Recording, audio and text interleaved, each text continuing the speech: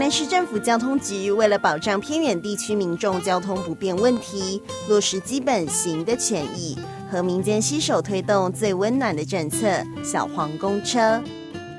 在缜密的规划后，交通局与计程车业者洽谈配合，在运量低、需求不定等偏乡地区提供弹性的运输服务，并将原本行驶每班次3人以下的公车路线更改为小黄公车，首创预约站牌机制，提供没有路线经过的村落也能叫车。期盼透过弹性的营运模式，提供最贴近居民需求的服务，实质缩短城乡距离。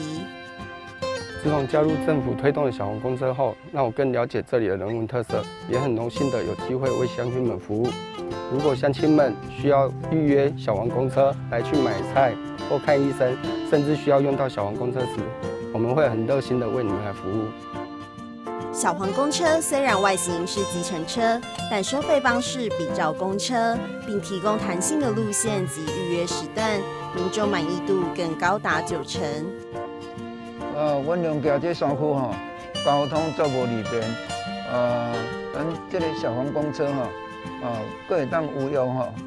带来这是这老一辈这老人吼，无限的方便就对吼。要看病啦，要买菜啦吼，还是讲买囡仔遐，咱小黄公车吼，有用起来就有。这是一个足好的政策啦吼。阮住伫这山内的人吼，拢感觉真正有感激讲咱政府对咱山内的人的照顾吼，阮伫遮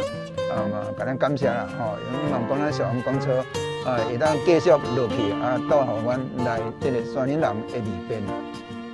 现在小黄公车更可以透过大台南公车 App 及时查询动态，并首创车上空位查询。透过 App 可以看到每一班次的车内空位数，贴心便民的规划，让民众于疫情期间更可以避免群聚。